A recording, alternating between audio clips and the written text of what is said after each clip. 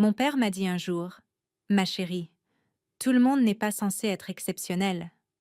Il l'a dit comme s'il me faisait une faveur, comme si me dire que je n'étais pas spéciale était une sorte de gentillesse. J'ai souri, mais quelque chose s'est brisé en moi, et cette fissure ne s'est jamais vraiment refermée.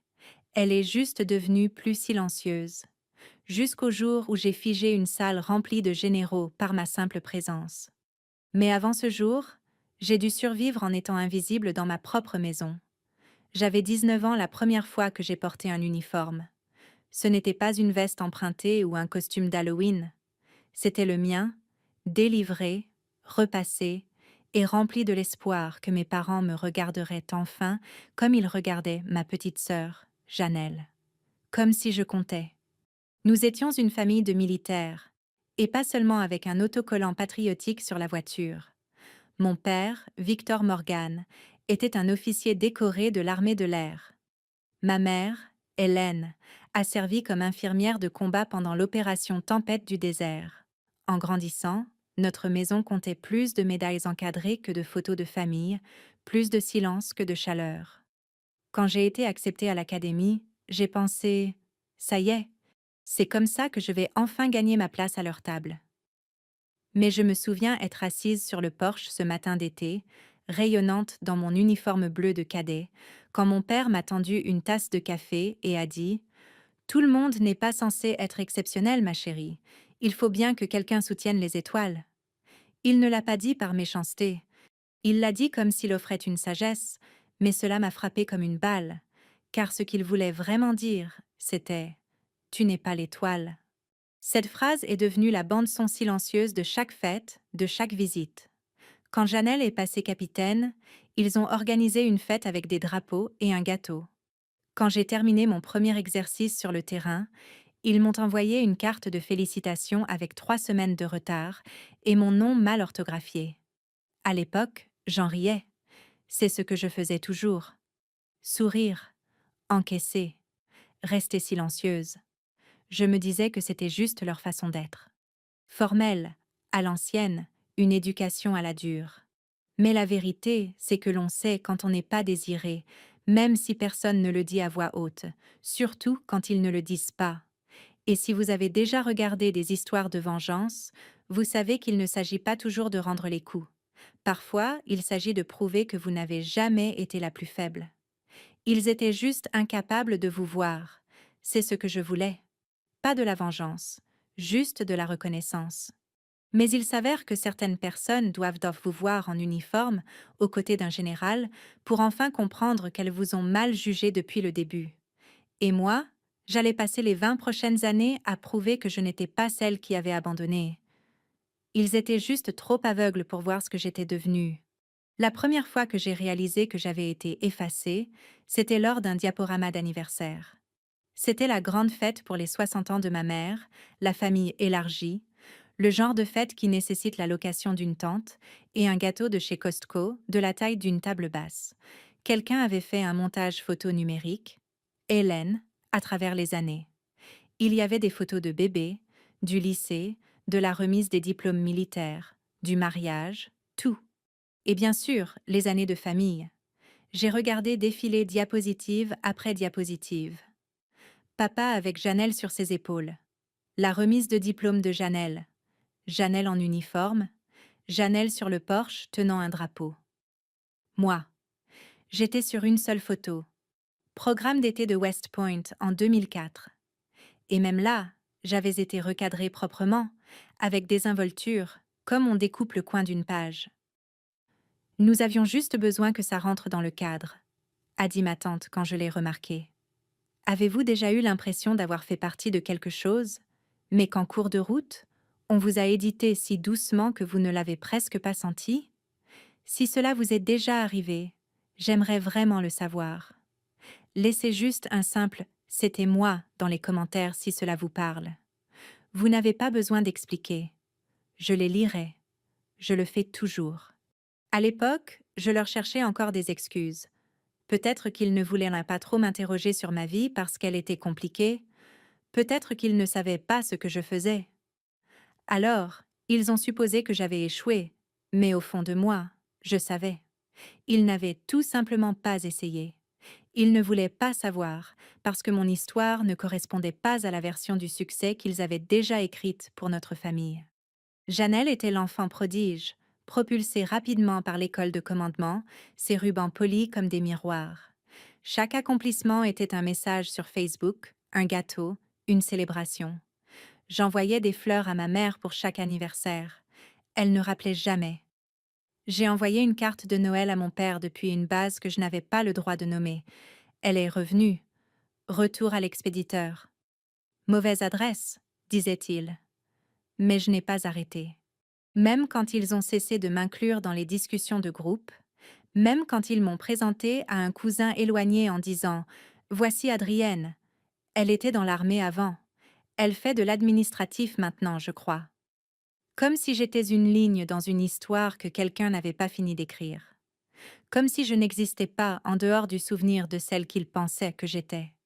Mais je continuais à me présenter discrètement sans attendre de place, car une partie de moi espérait encore qu'un jour, ils verraient au-delà de la version qu'ils avaient créée et me demanderaient enfin qui j'étais réellement. L'invitation ne disait pas « Nous serions ravis de t'avoir ». Elle disait simplement « La promotion de Janelle est vendredi prochain. Si tu viens, essaie de ne pas porter quelque chose de bizarre. N'attire pas l'attention. » Pas de « J'espère que tu pourras venir ». Pas de « Cela signifierait beaucoup pour ta sœur ». Juste des règles, des attentes. Comme si j'étais une étrangère qu'ils devaient gérer, pas quelqu'un qui leur manquait. Pourtant, j'ai fait mon sac. Pas parce que j'attendais de la chaleur, pas parce que je pensais que mes parents allaient enfin me voir, mais parce qu'une partie de moi avait besoin de savoir. Si je me tenais silencieusement devant eux, me reconnaîtraient-ils seulement? J'ai conduit 10 heures d'affilée. Le même itinéraire que je prenais pour rentrer pour les vacances à l'époque où je pensais encore que foyer signifiait quelque chose. Rien n'avait changé. Même revêtement beige, même drapeau flottant sur le porche, même balancelle usée qui grinçait comme si elle portait de vieux secrets. À l'intérieur, la maison sentait le nettoyant au citron et l'ordre militaire. Ma mère était à la table de la salle à manger, plaçant les cartons de table. Elle n'a pas levé les yeux quand je suis entrée. Elle n'a pas dit bonjour. Juste « Va te changer. Tu es assise à côté de Janelle demain. S'il te plaît, n'interromps pas son discours. » C'était mon accueil. Mon père est entré ensuite. Il m'a fait le même signe de tête qu'il ferait à n'importe quel officier subalterne partant en retraite anticipée. Poli, efficace, vide. « Bien. Tu as réussi à venir ?» a-t-il dit, ses yeux dérivant déjà au-delà de moi. Ce soir-là, Janelle a fait son entrée comme un général sur un podium. Uniforme de cérémonie parfait, sourire répété. Elle a embrassé des mains, accepté les éloges, versé du vin comme une hôtesse qui ne renversait jamais rien. Quand elle a fini par m'accorder un regard, elle a fait un geste nonchalant. « Voici ma sœur Adrienne. Elle a fait un passage dans l'armée. Je crois qu'elle travaille dans l'administration maintenant. » Le groupe a ri, pas par méchanceté, mais de cette manière sociale et discrète dont les gens rient quand ils ne se soucient pas de vous blesser. Un cousin s'est penché et a chuchoté « Bureau des anciens combattants, c'est ça? C'est mieux que rien, je suppose. » Je n'ai pas répondu, je n'ai pas souri, car j'ai appris que le silence possède sa propre dignité, surtout quand la vérité ne peut être dite, surtout quand cela n'aurait aucune importance si elle l'était. Cette nuit-là, je me suis allongée dans la chambre d'amis, fixant le plafond. Mon uniforme de cérémonie est resté plié au fond de mon sac. À la place, j'ai choisi un chemisier neutre et un pantalon, des vêtements discrets pour un fantôme silencieux. Le lendemain, j'assisterai à leur cérémonie. Je n'applaudirai pas plus fort que prévu. Je ne parlerai pas sans y être invitée, mais en moi, quelque chose avait changé. Je n'étais pas en colère. J'en avais juste fini d'essayer de gagner ma place dans une pièce où ils avaient déjà décidé que je n'appartenais pas. L'auditorium principal de Fort Campbell ressemblait exactement à mes souvenirs. Sols polis, drapeaux impeccables, rangées de chaises pliantes assignées avec une précision bureaucratique tranchante. Mon nom n'était sur aucune chaise. Au lieu de cela, j'étais assise à 3 rangées du fond, coincée entre le cousin de quelqu'un et une femme portant trop de parfum. L'étiquette collée sur notre rangée indiquait « Famille, sans place à signer ». Une façon polie de dire « Vous êtes là, mais pas vraiment ». Janelle se tenait au centre, son uniforme brillait, pas un pli en vue. On voyait qu'elle avait répété ce moment devant le miroir, menton levé, épaules carrées, expression juste assez humble pour paraître sympathique, mais assez ferme pour exiger le respect. Elle a commencé son discours, lisse comme un communiqué de presse. Loyauté, persévérance, devoir, tous les bons mots dans le bon ordre.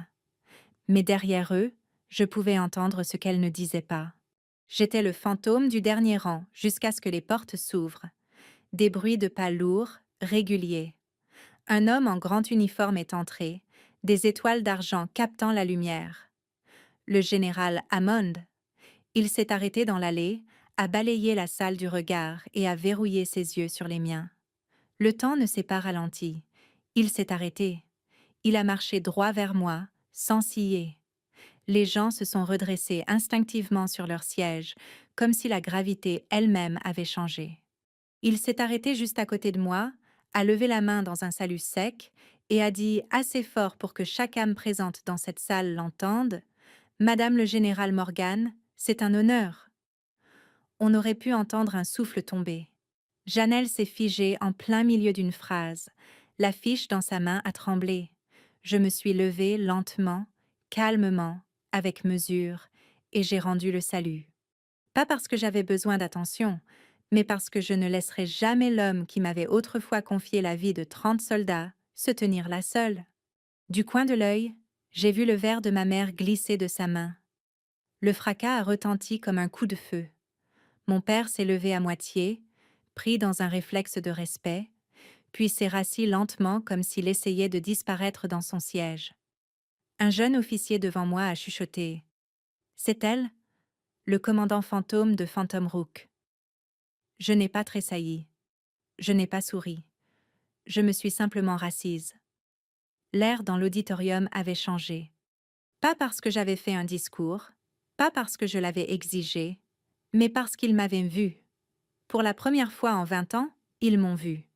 Pas comme celle qui avait abandonné, pas comme l'employée administrative, pas comme la déception, mais comme la personne qu'ils avaient essayé si soigneusement d'oublier, se tenant dans une lumière qu'ils n'auraient jamais imaginé que je puisse revendiquer. Et pour une fois, je ne me suis pas effacée. Ce soir-là, après la cérémonie de promotion, je ne suis pas retournée chez mes parents. J'ai pris une chambre dans un quartier d'invités militaires à Standard. Pas de fioritures, des murs beiges, des draps fins, le genre d'endroit construit pour les séjours courts et les souvenirs brefs. Sur le bureau se trouvait une enveloppe Kraft. Pas d'étiquette, pas de notes. À l'intérieur se trouvait une copie imprimée d'un vieil email anonyme envoyé via un relais militaire. Objet. Opération imprudente. Victime civile. Corps du message. Accusation vague contre Colin de Boulogne. Un pseudonyme que j'avais utilisé lors d'une mission en Syrie. Je l'ai fixé, le cœur calme mais la mâchoire serrée. Je connaissais cette formulation. Je l'avais déjà vue, presque mot pour mot, dans un rapport d'action confidentiel auquel seules 3 personnes avaient accès. L'une d'elles était ma sœur Janelle. J'ai tracé les métadonnées. L'adresse IP provenait d'un ordinateur portable connecté avec ses identifiants 2 jours avant que ce rapport ne déclenche une alerte qui a failli me faire retirer du terrain pour me réaffecter à une opération où je n'étais jamais censée être. Cette opération a coûté la vie à 2 de mes hommes et m'a laissé un éclat de shrapnel dans la cuisse que je sens encore quand il pleut. Je l'ai trouvé le lendemain, seul à l'extérieur après la fête, téléphone à la main, savourant encore son moment. J'ai brandi la page imprimée. Elle l'a regardée, ses yeux parcourant le texte, son visage se crispant. « C'est toi qui as envoyé ça ?» Elle n'a pas scié. Elle n'a même pas hésité. « Oui. » Un silence est tombé. Pas un silence de colère, juste un silence pesant. « Pourquoi ?» ai-je demandé. Elle a baissé les yeux pour la première fois, les épaules tombantes. Parce que tu n'étais pas censé gagner. Tu es parti. Tu n'es pas resté pour construire quelque chose. Mais d'une manière ou d'une autre, tu comptais toujours plus. Même quand tu n'étais plus là, j'ai tout fait correctement. Et il parlait encore de toi comme si tu étais une sorte de légende. Sa voix s'est brisée à la fin, comme si elle se détestait d'avoir dit la vérité à voix haute. J'ai pris une inspiration. Tu ne m'as pas tuée, Janelle. Mais tu m'as poussée dans un endroit dont les gens ne reviennent généralement pas. Elle a tressailli, juste un instant. Mais c'était là. Je ne savais pas que ça irait si loin, a-t-elle dit presque dans un murmure. C'est bien là le problème, ai-je dit. Tu ne voulais pas savoir. Il n'y a pas eu de cri, pas de départ dramatique, juste moi qui m'éloignais, l'enveloppe à la main, le cœur plus apaisé qu'il ne l'avait été depuis des années. Parce que la trahison ne s'accompagne pas toujours de hurlements. Parfois, elle prend la forme de quelqu'un avec qui vous aviez l'habitude de vous tresser les cheveux, détenant une vérité qu'elle n'aurait jamais voulu que vous découvriez. Et à ce moment-là, je n'étais pas en colère. J'étais quelque chose de plus froid. J'en avais fini. Un mois après la cérémonie, j'ai envoyé 3 invitations. Une à mon père, une à ma mère, une à Janelle. Pas d'explication, pas de discours, juste un lieu, une heure et un objet. Dîner. C'était la maison où j'avais grandi. La maison où j'avais l'habitude de plier les serviettes pour des repas du dimanche, où personne ne se souvenait de moi. Cette fois, je suis arrivée la première. J'ai mis la table. 6 places. Pas de carton de table. Quand ils sont entrés, personne n'a dit un mot. Ma mère portait un plat de gratin dans de l'aluminium, comme une offre de paix emballée dans du métal. Mon père avait l'air rigide. Janelle avait l'air fatiguée. Nous nous sommes assis. Je n'ai pas porté de toast, je n'ai pas discuté. J'ai juste dit « Je n'ai pas organisé ce dîner pour des excuses. Je l'ai fait pour dire la vérité. » Et c'est ce que j'ai fait. Je leur ai dit que je n'avais pas quitté West Point. J'ai été recrutée discrètement, de façon permanente, dans un programme qui n'envoie pas de photos de remise de diplôme. Je leur ai dit que j'avais passé 6 mois sous terre pour coordonner une extraction d'otages dont ils n'entendront jamais parler. Je leur ai dit que j'avais donné un ordre une fois qui m'a coûté le sommeil pendant des années et qui a sauvé 3 douzaines de vies. Je n'ai pas partagé ces choses pour me vanter. Je les ai partagées parce qu'ils n'avaient jamais posé la question. Les yeux de ma mère se sont remplis de larmes. Janelle fixait son assiette. Mon père restait immobile, les mains jointes. Puis il a demandé, presque inaudiblement, « Pourquoi ne nous as-tu jamais rien dit ?» Je l'ai regardé. « Parce que vous ne m'auriez jamais cru. » J'ai fouillé dans mon sac et j'ai fait glisser l'enveloppe, celle avec l'email de Janelle, sur la table. Pas comme une accusation. Je n'ai pas gardé ça pour m'en servir contre vous, ai-je dit. Je l'ai gardé pour me rappeler à quel point nous pouvons facilement nous blesser les uns les autres quand nous cessons de nous voir. Personne n'a répondu. Janelle s'est levée, s'est approchée. Elle n'a pas dit un mot, mais elle a posé sa main sur mon épaule, et pour une fois, c'était suffisant. Avant qu'il ne parte, mon père a pris une vieille photo sur la cheminée. « Il manque quelqu'un sur celle-ci », a-t-il dit. Il l'a reposée. On en prendra une nouvelle. Si vous vous êtes déjà senti invisible au sein de votre propre famille, comme si la pièce contenait une version de vous qu'il préférait à la vraie, je vous vois. Et si cette histoire vous a touché, faites-moi simplement savoir que vous êtes là. Vous n'avez pas besoin d'expliquer. Dites juste, toujours là. Je saurai ce que cela signifie.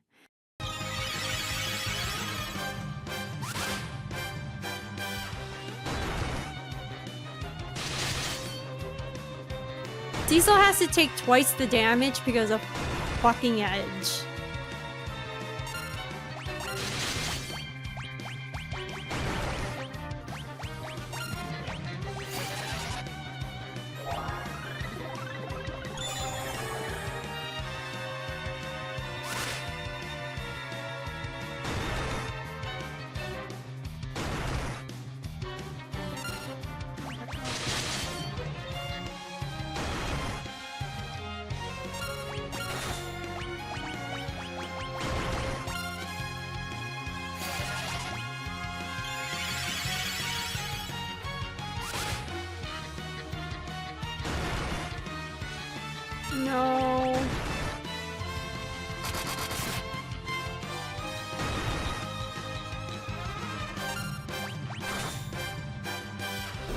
Okay, we got it. Woo! That is... I can't.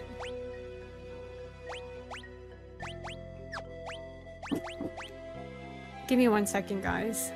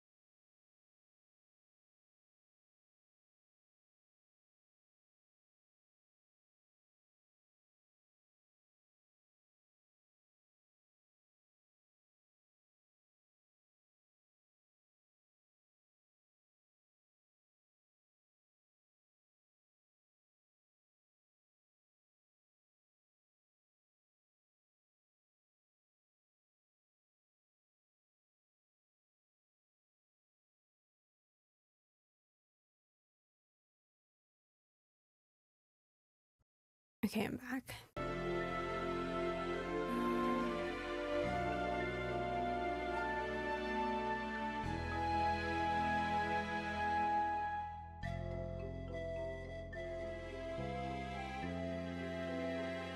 Thank you for the welcome backs.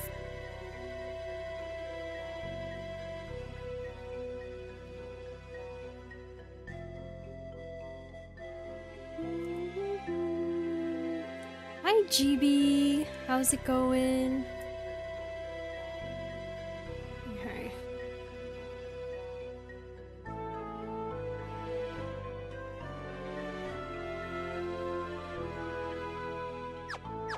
I gotta heal everyone up. Ooh. I can use the cottage here, right? Or actually, hold on. Have him heal everyone since I have the MP on him. Oh gosh.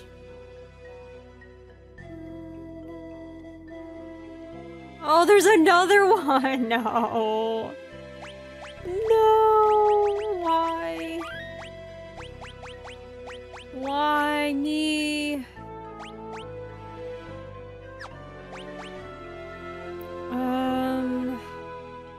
I don't think Rosa has enough. Alright.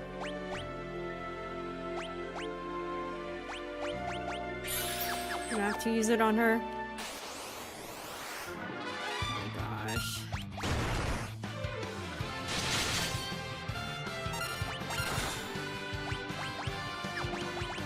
I'm trying not to use as much.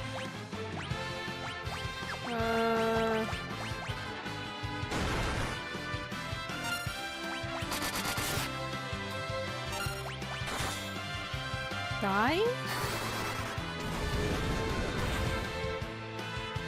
Thank you.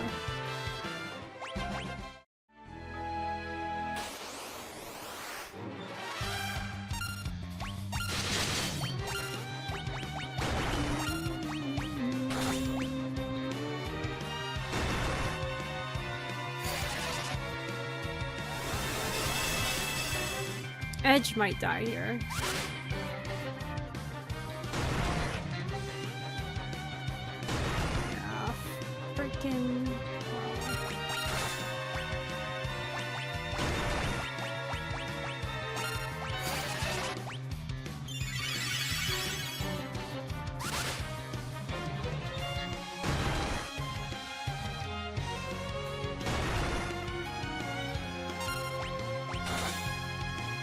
I might have to get Rydia to use a Phoenix down.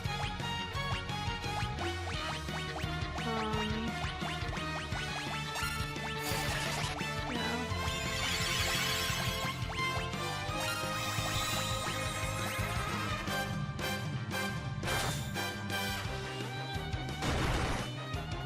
Thank you, Cecil. Oh my goodness.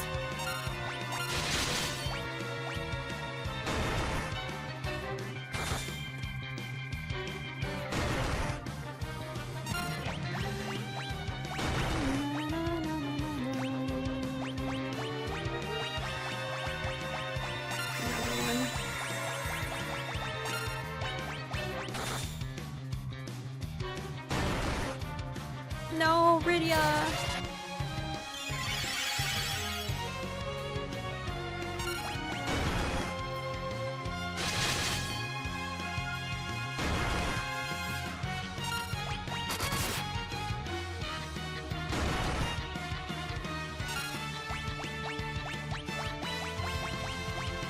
Oh.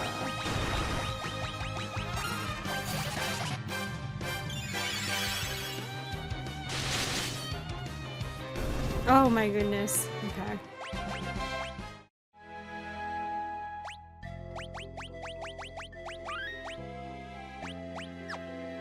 I don't know if this is like a safe spot. What do you want? Well, you're an interesting one. You may have won Leviathan over, but that proves nothing. I, Bahamut, God of Summit, shall deliver the final. I probably should have rest. Fine. Ain't no way. You might as well just kill me now. Ain't no way. Unless...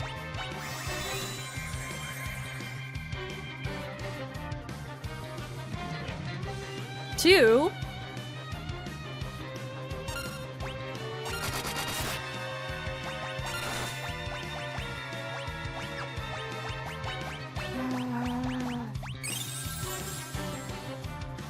Why are we counting? What's going on? Mega Flare! What the hell? Yeah, I'm cooked. Alright. I think I'm gonna have to use, pass? Okay, wait, here. Pass Shell. Maybe even defend? Just for...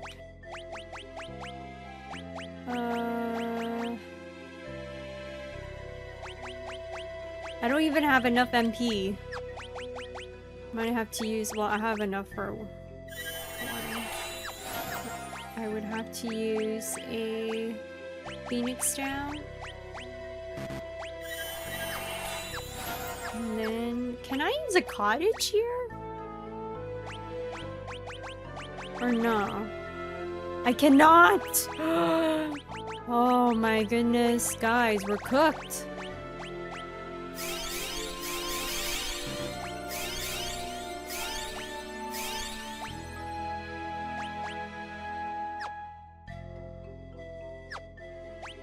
Oh boy.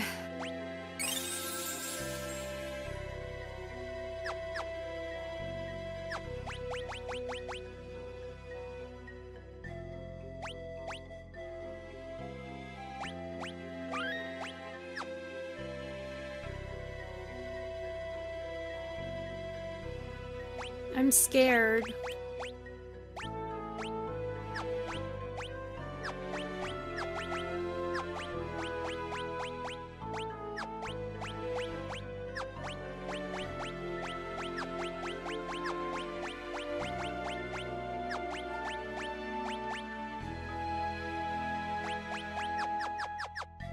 Whatever. We'll just try our best. Attic, hello. Thank you so much for the hydrate.